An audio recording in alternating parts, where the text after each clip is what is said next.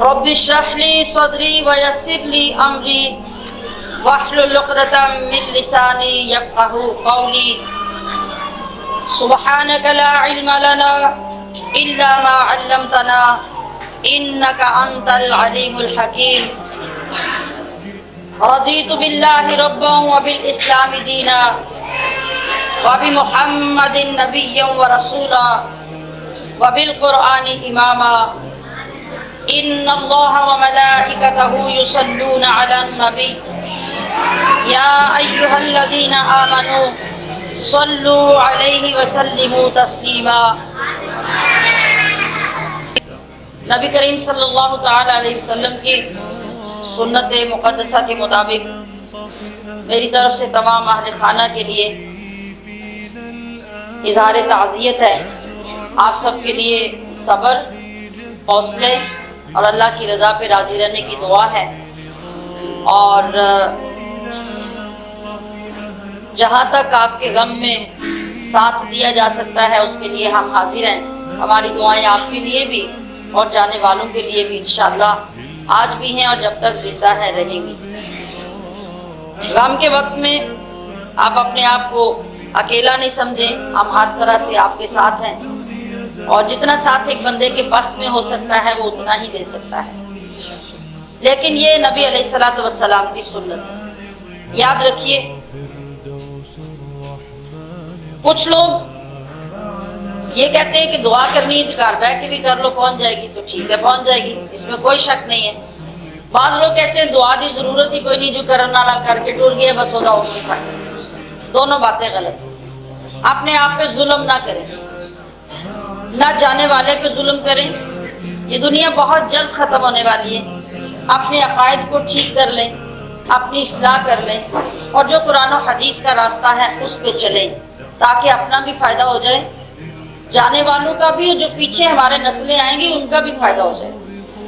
اگر آپ میں سے ایک بندہ غلط راستے پہ چل پڑا، اس نے اپنا عقیدہ برباد کر لیا، تو وہ صرف اپنا نقصان نہیں کرے گا، قبروں میں گئے ہوئے اپنے ماں باپ کی بھی بربادی کرے گا، اور جو پیچھے نسلیں پیدا کی ہیں ان کو بھی برباد کر دے گا۔ اس لیے ضروری ہے کہ قرآن و حدیث سکھانے والوں کے پاس بیٹھا جائے، ان سے دین سیکھا جائے، اور جو اچھی بات سیکھی جائے پھر اس پر عمل کیا جائے۔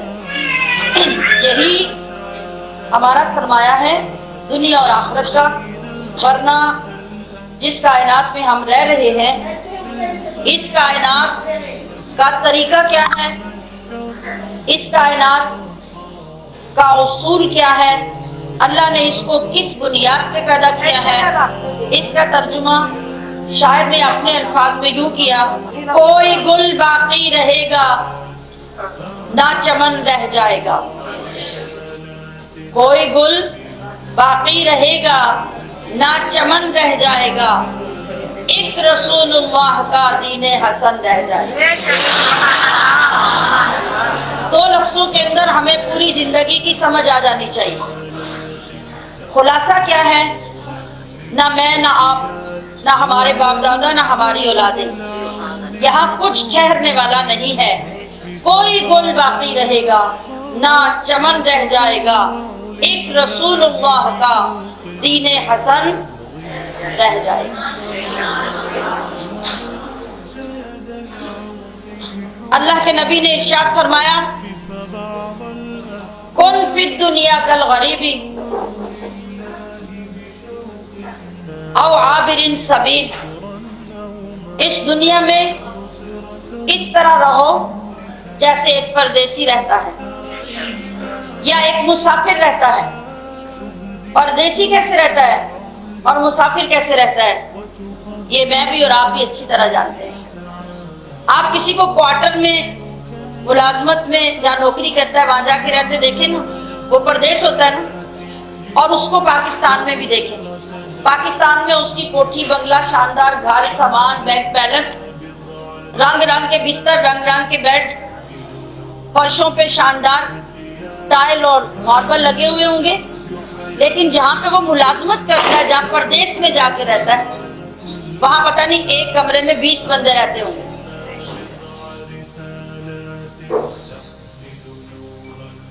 اور 5 سال سے 10 سال سے اگر وہ ایک جگہ پہ رہ رہا ہے، ایک ہی کمبل ایک ہی بستر اس کے پاس ہوگا، اور اگر کوئی ملنے چلا جائے تو اپنی بیلنسمنٹ کو مٹانے کے لیے کہے گا پردیس ہے، بس گزارا کرنے لگے ہیں. ایسے ہی ہے نا. اللہ کے نبی نے کیا فرمایا؟ کن فی الدنیا کالغریب، کہ لوگوں اس دنیا میں یوں رہو جیسے پردیسی رہتے ہیں. او عابر سبیل، یا جو راستے کا مسافر ہوتا ہے، وہ کبھی اسٹیشن پہ، کبھی اڈے پہ، کبھی کسی راستے کی مسجد میں رکتا ہے، یا کبھی ہوٹل میں کھانا کھانے رکتا ہے، تو وہ جتنا بھی خوبصورت ہو وہ اپنا کام کرتا اور چلتا بنتا ہے. وہ یہ نہیں کہتا کہ بڑی خوبصورت جگہ ہے تو میں 2 راتیں یہاں رہ لوں. ایسا نہیں ہوتا. یہ اللہ کے نبی نے ہمیں دنیا کا کانسیپٹ دیا، تصور دیا کہ اس دنیا کے ساتھ آپ کا تعلق کیا ہونا چاہیے. میرے اور آپ کے پیارے آقا صلی اللہ تعالی علیہ وسلم آرام فرما رہے ہیں، اوپر سے حضرت عمر فاروق تشریف لے آتے ہیں. آپ اٹھ کر بیٹھے تو جس چارپائی پہ آپ آرام فرما رہے تھے، موٹے بان کی رسیوں کی چارپائی تھی، اور آپ نے اپنی قمیض مبارک اتاری ہوئی تھی، آپ لیٹے ہوئے تھے. جب آپ اٹھ کے بیٹھے تو آپ کے چہرے مبارک اور جسم مبارک پہ ان رسیوں کے نشان تھے. ایسا ہی ہوتا ہے نا، موٹی بان کی چارپائی پہ لیٹ کے جب آپ اٹھیں تو نشان پڑے ہوتے ہیں نا. نہ چادر ہو، نہ بستر ہو، خالی چارپائی ہو تو آپ کے جسم پہ نشان پڑ جائیں گے. جب آپ نے اپنی قمیض بھی اتاری ہو، خالی بنیان ہو، بازو ننگے ہو، یا چہرہ ایک سائڈ پہ لگا ہو، تو آپ اٹھیں گے تو نشان پڑے ہو. کائنات کے والی ہیں، 2 جہاں کے سردار ہیں. اس بان کی موٹی چارپائی سے جب اٹھ کے بیٹھتے ہیں تو حضرت عمر فاروق آ کے ملتے ہیں. آپ دیکھ کے رو پڑتے ہیں. رویا کون؟ عمر. عمر روئے جن کو دیکھ کر پورا کفر روتا ہے، اور آپ اتنے بہادر ہیں کہ اکیلے ڈٹ جاتے ہیں، آنکھ میں آنسو نہیں آتا.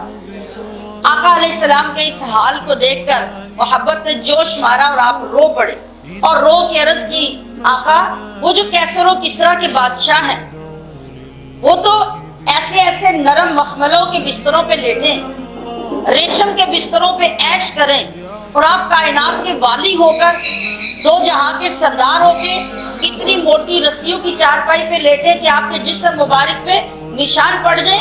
کیا آپ ایسا بستر استعمال نہیں کر سکتے؟ کیا ہم آپ کے لیے ایسے آرام کا اہتمام نہیں کر سکتے؟ آپ نے ہاتھ جوڑے اور رو پڑے. لیکن میرے آقا صلی اللہ علیہ وسلم نے جو جواب ارشاد فرمایا اسے دلوں کی تختیوں پہ لکھ لیجئے اور دنیا کی قدر کو سمجھ لیجئے. آپ نے ارشاد فرمایا، عمر کیا یہ تقسیم بہترین نہیں ہے کہ وہ جو کافر بادشاہ اور دنیا کے بادشاہ ہیں وہ 4 دن کی عیش کر کے ہمیشہ کے لیے دوزخ میں چلے جائیں، اور ہم تھوڑی سی دنیا کی تکلیف برداشت کر کے ہمیشہ کے لیے جنت کی خوشیاں لے سکتے. یہ دنیا کی حقیقت اللہ کے نبی نے ارشاد فرمائی. اب آپ سوچئے ہمارا درست راستہ کیا ہے. میرا یہ بتانے کا یہ مطلب نہیں کہ ضرورت کی چیزیں بنانا چھوڑ دیں، استعمال کرنا چھوڑ دیں. نہیں، آپ کو اللہ نے دیے، آپ کو نعمتیں دی ہیں، دولت دی ہے، آپ استعمال کریں، لیکن اس طریقے سے جس سے اللہ بھی خوش ہو جائے، اس کا رسول بھی خوش ہو جائے، ہماری دنیا بھی سمجھ جائے اور آخرت بھی سمجھ جائے. کس طرح؟ دیکھیں، ہم اپنا گھر جب بناتے ہیں، آج کل کا جو رواج ہے، میں پرانے دور کی بات نہیں کرتی، آج کے دور کی بات کرتی ہوں. گھر میں ہم خاص طور پہ جو توجہ دیتے ہیں بناتے ہوئے، ہمارا بیڈ روم، ہمارا ڈرائنگ روم، ہمارا کچن. آج کل جو ٹرینڈ ہے، کچن اور واش روم پہ اتنے پیسے لگتے ہیں جتنے 10 سال پہلے لوگ ڈرائنگ روم پہ بھی نہیں لگاتے تھے. 1 لاکھ روپیہ، 2 لاکھ روپے ایک واش روم بنانے پہ لوگ لگا دیتے ہیں، ہے کہ نہیں؟ کتنا پیسہ لگا، خوبصورت بھی بنا، آپ کے کمرے سے بھی زیادہ واش روم خوبصورت بن جاتا ہے. مجھے یہ بتائیں کہ کبھی اس واش روم میں بیٹھ کے کسی نے کھانا کھایا؟ خوبصورت ہے نا، اتنا پیسہ لگایا ہے، چمک رہا ہے، ٹائل لگی ہوئی ہے چھت تک زمین سے لے کے، تو وہاں بیٹھ کے کسی نے کھانا کھایا؟ کبھی کوئی چارپائی بچھا کے سویا وہاں پہ؟ کیوں؟ آپ کو پتا ہے کہ یہ صرف حاجت کے لیے استعمال کرنے کی جگہ ہے، اس سے محبت نہیں کرنی، اس کو استعمال کر کے فوراً باہر نکل آنا ہے۔ اللہ کے نبی نے یہی سکھایا کہ یہ دنیا جتنی بھی خوبصورت ہو جائے، جتنی شاندار ہو جائے، جتنی نعمتیں اس کی تمہیں مل جائیں، ان کو استعمال ضرور کرو، ان سے محبت مت کرو۔ دو جملوں میں ہمیں حقیقت سمجھ آ جاتی ہے۔ جس طرح آپ واش روم خوبصورت دیکھ کے اتنی محبت نہیں کرتے کہ آپ اس میں چارپائی بچھا کے سونا شروع کر دیں، روٹی لے کے کھانا شروع کر دیں، تو بڑی خوبصورت جگہ۔ اسی طرح فرمایا کہ دنیا جتنی بھی خوبصورت ہو جائے یہ تمہارے برتنے کے لیے ہے، اس کو برتو اور بس اس سے اپنا کام نکالو۔ اصل نظر، اصل تیاری اور اصل تمہارے خیال میں جو چیز بسی ہونی چاہیے وہ آخرت ہونی چاہیے۔ استعمال کرنے سے منع نہیں کیا، دل میں بسانے سے منع کیا۔ اللہ نے دولت دی تو مجھے بتائیے میری ضرورت کتنی ہے اللہ کو پتا ہے کہ نہیں؟ آپ سب کی ضرورت کتنی ہے اللہ کو پتا ہے کہ نہیں؟ اللہ کو پتا ہے نا کہ مجھے صبح کتنا چاہیے، شام کتنا چاہیے، میں نے بیمار کب ہونا ہے، میں نے کسی کی شادی کب کرنی ہے، میرے اوپر کتنے اخراجات ہیں، اللہ کو سب پتا ہے۔ وہ مجھے زیادہ کیوں دیتا ہے؟ آپ کو زیادہ کیوں دیتا ہے؟ آپ کے بینکوں میں لاکھوں روپے پڑے ہوئے ہیں، اتنے سونے کے سیٹ گھروں میں پڑے ہوئے ہیں، ڈھیروں سارے سامان گھروں میں پڑے ہوئے، اللہ نے زیادہ کیوں دیا؟ اور جو ہمارے گھر کے ساتھ ایک کسی غریب کا کمی کا گھر ہے، اس بیچارے کے پاس صبح کی روٹی ہے تو شام کی نہیں ہے، شام کی ہے تو صبح کی نہیں ہے، بچہ بیمار ہو گیا دوائی لانے کے لیے کچھ نہیں ہے، ہسپتال داخل ہونا ہے پاس کچھ نہیں ہے، زمین بیچے گا یا کسی سے قرض لے گا، اپنی بیماری کا علاج کرائے گا، اللہ نے اس کو کیوں نہیں دیا؟ اس کا رب نہیں ہے؟ اس کا رب نہیں ہے؟ اس کا رب بھی ہے، اور میرا اور آپ کا رب بھی ہے۔ مجھے اور آپ کو اس نے بے شمار دے دیا اور ہمارے ساتھ رہنے والے کی ضرورت بھی پوری نہیں کی۔ وجہ کیا ہے؟ اللہ کے نبی نے فرمایا یہ اللہ کی طرف سے اس کی بھی آزمائش ہے، تمہاری بھی آزمائش ہے، اور ہمیں زیادہ دینے کا مطلب یہ ہے کہ یہ سارا تمہارا نہیں، اس کے اندر میرے غریب بندوں کا حصہ ہے، اور اس حصے کے نام بتا دیے، کبھی عشر کا نام، کبھی صدقے کا نام، کبھی زکات کا نام، کبھی فطرانے کا نام، کبھی فدیے کا نام، اور کبھی فی سبیل اللہ، اللہ کو راضی کرنے کے لیے تطوع کے طور پہ اس کی مدد کرنا، یتیم کو یتیم سمجھ کے، مسکین کو مسکین سمجھ کے، غریب کو غریب سمجھ کے، یہ اللہ نے زیادہ تمہیں اس لیے دیا ہے۔ اور ہم نے کبھی اس کا خیال نہیں کیا، بلکہ اگر ہمارا رزق تنگ ہو جاتا ہے، ہمارے گھروں میں تنگی آ جاتی ہے، ہم شکوہ تو کرتے ہیں اور اللہ سے دعائیں بھی کرتے ہیں، لوگوں کے سامنے بیٹھ کے بھی کہتے ہیں ہمارا نقصان ہو گیا، ہماری یہ چیز پوری نہیں ہوتی، وہ نہیں ہوتی، مگر چونکہ ہم اللہ کا دین نہیں سیکھتے، قرآن نہیں پڑھتے، حدیث نہیں پڑھتے، اللہ کے نبی کے فرمودات پر عمل نہیں کرتے، اس لیے اللہ ہمارے رزق کو تنگ کر دیتا ہے۔ یہ اس کا ضابطہ ہے، اس نے مختلف طریقے رکھے ہیں جن کی وجہ سے آپ کے رزق میں برکت ہوتی ہے، اور مختلف طریقے وہ ہیں جن کی وجہ سے آپ کا رزق تنگ ہو جاتا ہے۔ آپ کے گھر میں جھوٹ، غیبت، برائی، اللہ کی نافرمانی، بے نمازی ہونا، یہ سارے کام کون سے ہیں؟ یہ رزق تنگ کرنے والے ہیں۔ گھر کے اندر بڑوں کا ادب نہ کرنا، ماں باپ کا احترام نہ کرنا، بزرگوں کو عزت نہ دینا، یہ وہ کون سے کام ہیں جن سے رزق ہمارا تنگ ہو جاتا ہے۔ آج یہ ساری چیزیں کس گھر میں نہیں ہیں؟ ہر گھر میں ہیں، اور ہر کوئی اپنے سے 4 سال بڑے کو بیوقوف سمجھتا ہے۔ وہ ماں ہے، ساس ہے، بڑی بہن ہے، بڑی بھابھی ہے، کوئی بھی ہے، وہ کہتے ہیں تینوں کیڑی گل نہ پتا ہے، یہ زمانہ اور ہے، تمہارا زمانہ اور تھا۔ سنیے ذرا، ہمارے گھروں میں جو یہ غلط طریقہ رائج ہے، اس کے نقصانات کتنے ہیں اور اس کا احترام کا فائدہ کتنا ہے۔ گھر میں سگے ماں باپ ہیں، بوڑھے ہو گئے ہیں، اولاد ان کو پوچھنے کے لیے تیار نہیں، اور مبارک ہے وہ اولاد جو ماں باپ کے بوڑھا ہونے پر اپنی ذات سے ان کو زیادہ عزت دیتی ہے، ان کا احترام کرتی ہے، ان کی خدمت کرتی ہے۔ اب اللہ تعالیٰ 7 نسلوں تک ان کو تنگی نہیں دے گا، کس چیز کی برکت ہے؟ ماں باپ اور بزرگوں کی خدمت. اب بزرگ کون ہے گھر میں؟ بزرگ صرف ماں باپ نہیں ہوتے، بزرگ دادا دادی بھی ہوتے ہیں، بزرگ ساس سسر بھی ہوتے ہیں، وہ بھی ماں باپ ہے، یہ بھی ماں باپ ہے. جب آپ تھوڑا سا وقت ان کی تکلیف برداشت کر کے ان کی خدمت کرتے ہیں، ان کو عزت سے تسلی سے سنبھالتے ہیں، تو اللہ تبارک و تعالیٰ آپ کے لیے رزق کے دروازے کشادہ کر دیتا ہے. اور جب آپ ان کو ایک سٹور میں پھینک دیتے ہیں، ایک کمرے میں ڈال دیتے ہیں، اور گھر میں ان کی کھانسی کی آواز بھی برداشت نہیں ہوتی، ان کی اونچی آواز، ان کا جھڑکنا، ان کا گالی گلوچ بھی آپ کو زہر لگتا ہے اور اٹھا کے دوسرے کے گھر میں بھیج دیتے ہیں. اس سے کیا ہوتا ہے؟ جب آپ کسی بزرگ کے لیے گھر کا دروازہ بند کرتے ہیں، اللہ رحمت کے دروازے آپ کے لیے بند کر دیتے ہیں. تو اس موقع پہ میرا عرض کرنے کا یہ مطلب ہے کہ خدا را آپ سب کے گھروں میں جو بھی بزرگ ہے اس کو اپنے لیے رحمت سمجھیں. بزرگ بندہ جس کے بال سفید ہو گئے، وہ جس حال میں بھی ہے، اللہ پاک کی رحمت بھی اس بندے کی حیا کرتی ہے. تو جو بندہ حیا نہیں کرے گا پھر اس کا ٹھکانہ کہاں ہوگا؟ آپ آزما کے دیکھ لیتے ہیں، یہ چیک کر لیتے ہیں.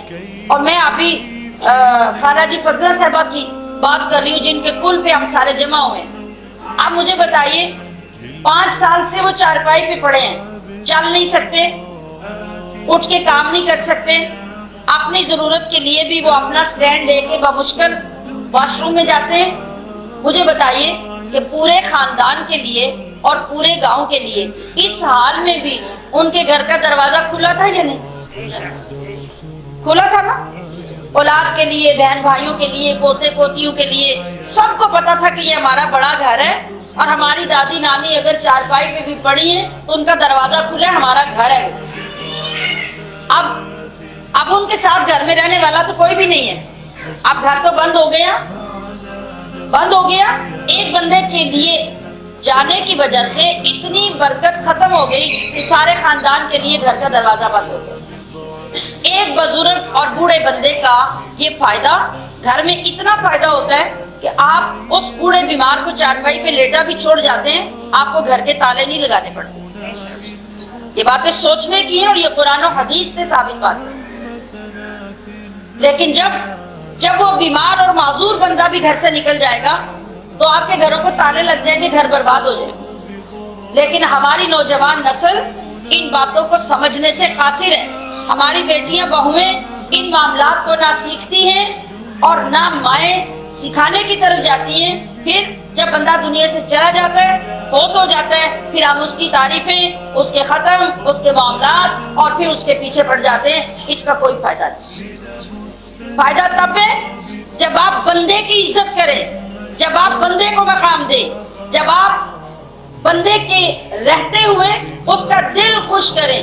اللہ کا فرمان ہے کہ جو بندہ مجھے خوش کرنا چاہتا ہے میرے بندوں کو خوش کرے، میرے بندوں کے دل دکھانے چھوڑ دے تو میں عرش پہ اس سے خوش ہو جاؤں گا.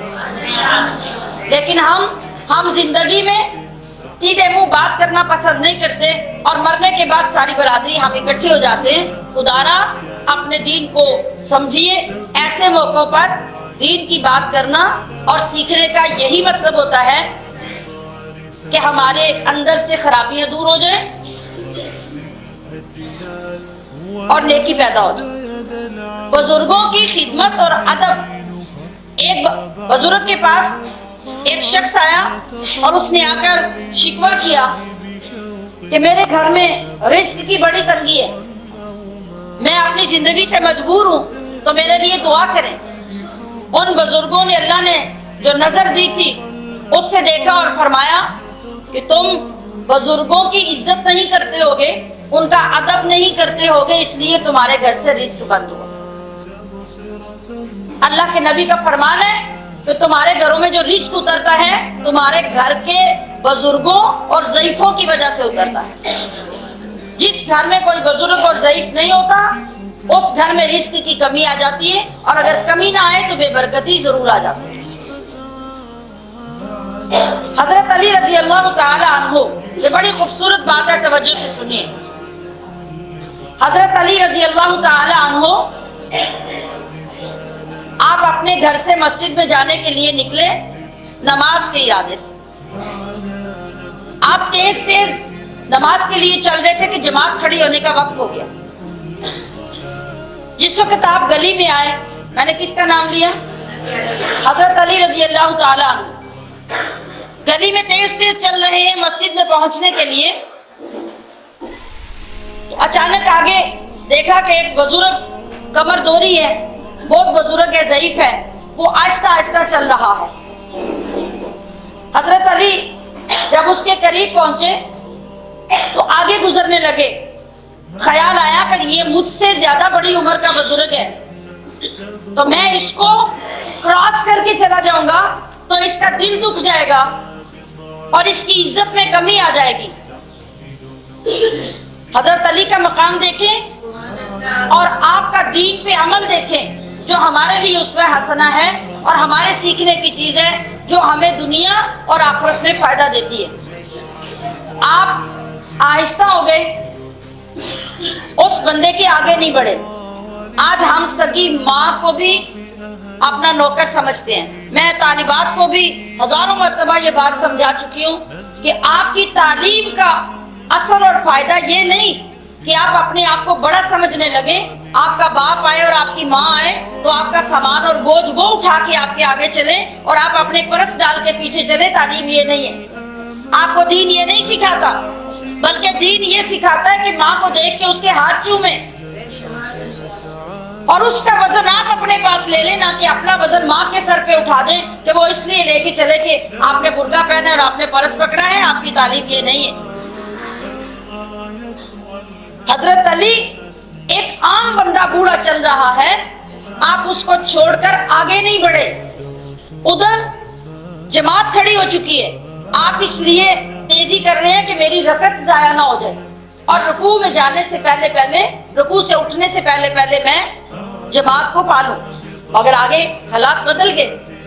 آپ اس بوڑھے کے پیچھے پیچھے چل رہے ہیں, اس کے آگے نہیں بڑھے.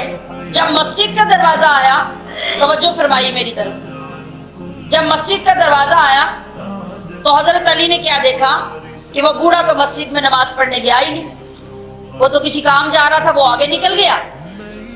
اور حضرت علی جلدی سے مسجد میں داخل ہو گئے.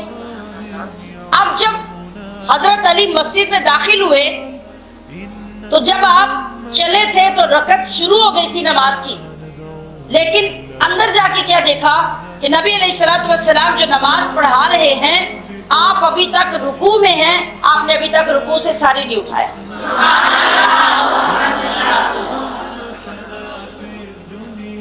اب آگے سنیے. صحابہ سلام پھیرنے کے بعد اللہ کے نبی سے عرض کرتے ہیں کہ یا رسول اللہ, آج کیا وجہ ہو گئی کہ آپ نے نماز کا رکوع اتنا لمبا کر دیا اور آپ نے سر ہی نہیں اٹھایا؟ رکوع کیوں لمبا کیا؟ شریعت کا مسئلہ سن لیں کہ جب امام نماز پڑھاتا ہے نا, تو رکوع سے سر اٹھانے سے پہلے جو بندہ پیچھے سے آ کے جماعت میں کھڑا ہو جائے, اس کو وہ رکعت مل جاتی ہے, وہ رکعت اس کی نماز میں شامل ہو جاتی ہے. اور اگر رکوع سے کھڑا ہو جائے تو پیچھے مقتدی بعد میں آئے تو اس کی رکعت ضائع ہو جاتی ہے. تو اللہ کے نبی نے حضرت علی کی نماز کی رکعت کو ضائع نہیں ہونے دیا, آپ نے رکوع لمبا کر دیا. اب مجھے بتائیں, نبی کے غیب کا انکار کرنے والے اگر کوئی یہاں بھی بیٹھے تو وہ بھی میری بات ضرور سنیں, غور سے سوچے. اللہ کے نبی تو مسجد میں نماز پڑھا رہے ہیں, حضرت علی گلی میں اس بزرگ کے ادب کی وجہ سے لیٹ ہوئے ہیں, اور ادھر اللہ کے نبی نے رکوع ہی لمبا کر دیا, ساری نہیں اٹھایا. اب جب حضرت علی فوراً مسجد میں داخل ہوتے ہیں اور جا کے رکوع میں شامل ہوتے ہیں, جیسے رکوع میں شامل ہوتے ہیں, اللہ کے نبی رکوع ختم کر کے سمیع اللہ لمن حمیدہ کہہ کے کھڑے ہو جاتے ہیں. سلام پھیرا. صحابہ نے عرض کی کہ یا رسول اللہ, آج بڑا انوکھا رکوع ہوا ہے کہ آپ صلی اللہ علیہ وسلم نے ارشاد فرمایا کہ میں جب نماز میں کھڑا تھا تو اللہ نے میرے پاس فرشتے کو بھیجا اور مجھے اطلاع کی کہ علی ایک بزرگ کے ادب کی وجہ سے نماز سے لیٹ ہو رہا ہے, اے حبیب اپنی رکعت کو لمبا کر دے جب تک علی مسجد میں. اچھا غور کیجئے, وہ جس بزرگ کا حضرت علی نے ادب کیا، نہ ان کا باپ، نہ چچا، نہ دادا، کوئی بندہ، اور سب سے بڑی بات یہ کہ انہوں نے تو یہ سمجھا کہ یہ بھی ایک بزرگ ہے، نماز کے لیے جا رہا ہے، میں آگے نکل گیا تو وہ پریشان ہو جائے گا کہ میں بھی جوان ہوتا تو میں بھی جلدی چلا جاتا، میں بوڑھا ہوں تو پیچھے رہ گیا ہوں، اس کا دل دکھے گا۔ حضرت علی نے قدم آگے نہیں بڑھایا، لیکن مسجد کے پاس پہنچ کے وہ بندہ تو نماز پڑھنے گیا ہی نہیں، وہ کسی اپنے کام آگے نکل گیا، لیکن آپ نے جو ادب کیا، آپ نے جو احترام کیا، اللہ نے اتنا بڑا انعام دیا کہ اپنے نبی کو فرما دیا کہ میرے علی کی رکعت ضائع نہیں ہونی چاہیے۔ میرا سوال یہ ہے کہ ہم اگر اپنے گھر میں سگی ماں، سگے باپ، ساس یا سسر کا کم سے کم اتنا ہی احترام شروع کر دیں کہ وہ ہمارے گھر میں بزرگ ہیں، ہمارے لیے رحمت ہے، ہماری روزی کا ذریعہ ہے، ہماری برکت کا ذریعہ ہے، تو ہمارے گھر امن کا گہوارہ بن جاتے ہیں اور ہماری بخشش کا سامان ہو جاتے ہیں۔ تو زندگی میں خدارا اپنے بزرگوں کی خدمت کرنا سیکھیں، ان کے دل راضی رکھنا سیکھیں۔ میں یہ نہیں کہتی کہ بزرگ فرشتے ہوتے ہیں، بزرگ تو بڑے بڑے ڈاڈے بھی ہوتے ہیں، سارا دن صبح ہوتی ہے تو گالیاں دینے لگتے ہیں، رات تک وہ گالیاں دیتے رہتے ہیں، لیکن آپ یہ سوچیں کہ آپ کیا ایک کلمہ سختی کا برداشت کرنا یا گالی برداشت کر کے اللہ کی رضا کے لیے آپ کے اپنے درجات کتنے بلند ہیں۔ تو آپ یہ سوچیں کہ مجھے ان سے غرض نہیں ہے، میں نے تو اپنی بخشش کا سامان کرنا ہے، لہٰذا یہ جو بھی کرتے رہے، میں نے اپنی خدمت کا حق ادا کرنا ہے۔ ہمارے لیے یہ دنیا، یہ گھر دائمی ہرگز نہیں ہے۔ میں نے قرآن پاک کی آیت بھی یہ پڑھی کہ وَالْآخِرَةُ خَيْرٌ وَأَبْقَىٰ، آخرت کا گھر بہترین اور شاندار گھر ہے مومن کے لیے، اور ابقا کا مطلب ہے کہ ہمیشہ باقی رہنے والا، نہ وہ گرے گا، نہ ٹوٹے گا، نہ ختم ہوگا، نہ پرانا ہوگا، اور نہ ہی وہاں جنت میں کوئی زلزلے، کوئی طوفان، کوئی آندیاں، کچھ ایسا آئے گا کہ کوئی گر جائے گا یا خراب ہو جائے گا۔ ابقا ہمیشہ رہنے والے ہوں گے۔ یہ کس جنت کے گھر کی بات ہے؟ اللہ کے نبی نے ارشاد فرمایا کہ اگر کسی مومن کو جنت میں اتنی جگہ مل جائے جس میں ایک چھڑی یعنی سوٹی کھڑی کی جا سکتی ہے، اتنی جگہ ہوتی ہے، بڑی بات ہوئی تو 2-3 انگلیاں موٹی کوئی سوٹی ہو جائے گی، 2-3 انگلی کے برابر اللہ کے نبی نے فرمایا اگر کوئی مومن جنت حاصل کرنے کے قابل ہو جائے تو پوری دنیا اگر ایک مومن کے نام لگوا دی جائے اور جنت میں 2-3 انگلی کی جگہ پوری دنیا سے زیادہ ہو جائے، گوشت کے لیے زیادہ افضل ہے۔ آج ہمیں جنت کی فکر نہیں، ہمیں دنیا کی فکر ہے۔ ہم پیر صاحب کے پاس بھی جائیں، استاد کے پاس بھی جائیں، کسی اللہ والے کے پاس بھی جائیں تو ہم کس لیے جاتے ہیں؟ روزی کے لیے، روٹی کے لیے، نوکری کے لیے۔ اور اگر وہ ہمیں سمجھائیں کہ اللہ نے جو دیا اس پہ صبر کریں تو ہمارا جواب یہ ہوتا ہے کہ پھر دنیا میں تے چلانی ہے تو سارے واسطے تسی یہی دعا کرو جڑی سانو چاہیے۔ یہ طریقے بدلنے چاہیے، اس لیے کہ جس شخص کو اللہ کی ذاتی اقدس پہ کامل یقین ہو جاتا ہے اللہ اس کا یقین کبھی نہیں توڑتا، اور جب ہم اپنے آپ کو زیادہ سیانہ سمجھتے ہیں تو اللہ ہماری کبھی پوری نہیں پڑنے دیتا۔ وَالْآخِرَةُ خَيْرٌ وَأَبْقَىٰ، یہ گھر جتنا عالی شان آپ سونے کی اینٹیں لگا کے مکان بنا لینا تو جنت کے ایک ذرے کے برابر بھی آپ کے گھر کی ویلیو نہیں ہے، اس لیے کہ یہ فنا ہونے والا ہے۔ آپ کو اصل چیز جو چاہیے وہ آخرت ہے، اور آخرت کی فکر میں جو بندہ دنیا بھی استعمال کرتا ہے، ضروری نہیں کہ آپ غریب ہو جائیں۔ حضرت عثمان غنی آج بھی غنی کے نام سے کہلاتے ہیں۔ مدینہ منورہ میں جائیں، آج بھی ان کے نام کا بینک میں اکاؤنٹ ہے جو پوری دنیا کے فلاح کے لیے استعمال ہو رہا ہے۔ 1400 سال، 1450 سال گزر گئے ہیں، اور ان کی دولت، ان کے مال کا یہ عالم ہے، وہ اتنے امیر ہیں، لیکن انہوں نے کیا کیا؟ انہوں نے پتہ نہیں کتنی بار جنت کا سودا کیا، کتنی بار پوری کی پوری جنت خریدی اسی مال سے۔ تو اگر ہم مال کی حقیقت کو سمجھ کر اس کو استعمال کریں، یعنی اپنے لیے بھی خرچ کریں، غریبوں کے لیے بھی، یتیموں کے لیے بھی، محلے داروں کے لیے بھی، اولاد کے لیے بھی، غریب رشتہ داروں کے لیے بھی، اور مرنے والوں کے لیے ہماری سب سے بڑی نیکی کیا ہے کہ ہم ان کے پیچھے صدقہ جاریہ کریں، تاکہ ہم بھی جب مر جائیں تو ہماری کی ہوئی نیکی بھی ان کے پیچھے ہمارے کام چلتا رہے۔ مرنے والوں پر سب سے بڑی نیکی یہ ہے، ہم کھلانے پلانے پہ جو مال سارا اسی وقت خرچ کر دیتے ہیں، اور برادریوں کی رسموں کو نبھانے کے لیے اللہ کا یہ حکم نہیں ہے۔ اللہ کا حکم ہے مرنے والے کے لیے زیادہ سے زیادہ دعا کریں، قرآن پڑھیں، نوافل پڑھیں، استغفار کریں، اور اللہ کی راہ میں زیادہ سے زیادہ صدقہ دیں۔ یہ اس کی قبر کی روشنی اور اس کی بخشش کا سامان ہے۔ ہاں، جو مہمان آئے ہیں ان کو اچھے طریقے سے کھانا کھلا دیں، لیکن مقابلے کے لیے نہیں، فلاں نے حلوہ پکایا تھا تو مجھے زردہ پکانا ہے، فلاں نے سوجی کا حلوہ پکایا تھا تو میں تو گاجر کا بنا کے کھلاؤں گی۔ یہ ساری رسمیں ہیں، یہ اللہ کو راضی کرنے والی نہیں۔ ہمیں دین سیکھنا ہے، اور دین سیکھے بغیر ہماری بربادی ہے، دنیا میں بھی اور آخرت میں بھی۔ دیکھیے، ہم یہ سمجھتے ہیں کہ ہم نے فلاں نے برادری نے بڑا اچھا کفن ڈالا اور بڑا اچھا ختم کیا تو یہ مرنے والے کے لیے تبھی فائدہ ہے؟ نہیں، مرنے والے کے لیے دو چیزیں فائدہ مند ہیں، ایک اس کے اپنے نیک اعمال، اور دوسرے اس کے مرنے کے بعد اس کے خاندان کی نیکیاں اور اس کے لیے صدقہ خیرات، جو قبر میں اس کو فائدہ دے گا۔ اگر دنیا کا معیار آخرت کے معیار کے ساتھ کمپیئر کرنے سے فائدہ ہوتا تو دیکھیے، حضور نبی کریم صلی اللہ علیہ وسلم کے چچا حضرت امیر حمزہ میدان احد میں، جنگی احد میں شہید ہو جاتے ہیں، اور آپ کے ساتھ اور بھی بہت سارے لوگ شہید ہوئے۔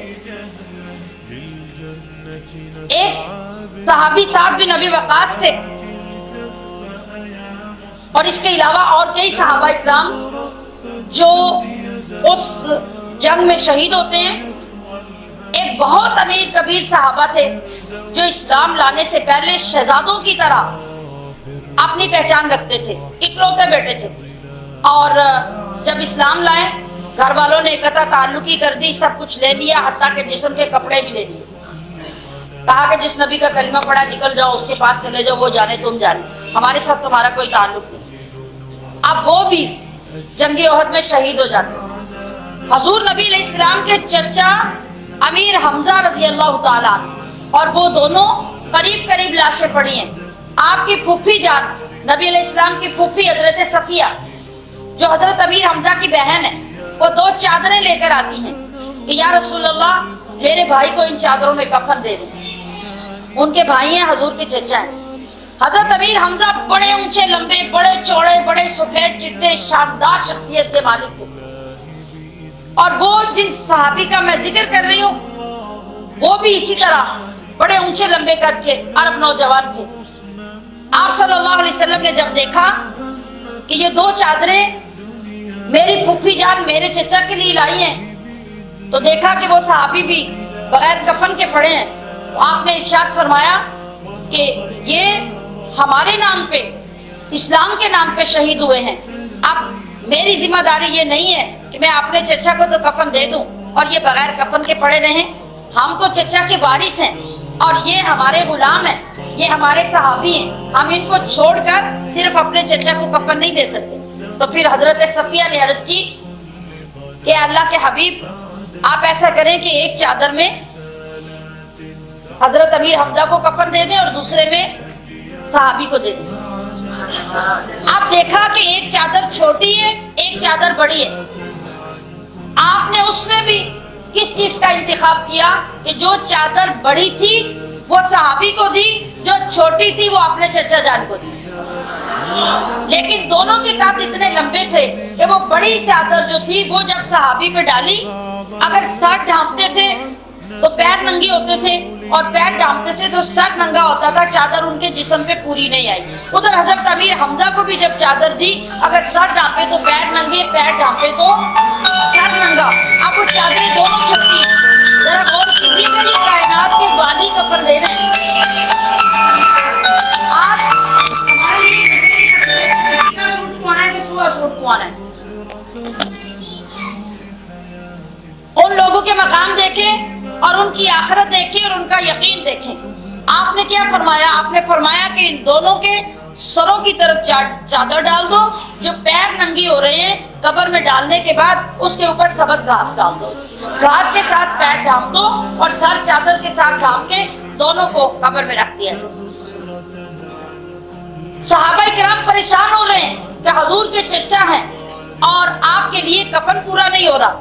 آپ علیہ الصلوۃ والسلام نے فرمایا صحابہ فکر مت کرو، تم جب انہیں قبر میں رکھو گے نا اور رکھ کے قبر کو بند کرو گے اور قبر سے ہٹو گے، بس اتنا ہی ٹائم لگے گا، میرا رب جنت کے جوڑے ان کو قبر میں پہنچا. یہ ہے مومن کی حقیقت. اللہ کے نبی نے ارشاد فرمایا ہم جتنا شاندار گھر بنا کے اس میں گارڈن بنا لیں اور اس میں شاندار باغ لگا لیں، باغیچے لگا لیں، کچھ بھی کر لیں، اس کا اور جنت کا کیا کمپیئر ہے؟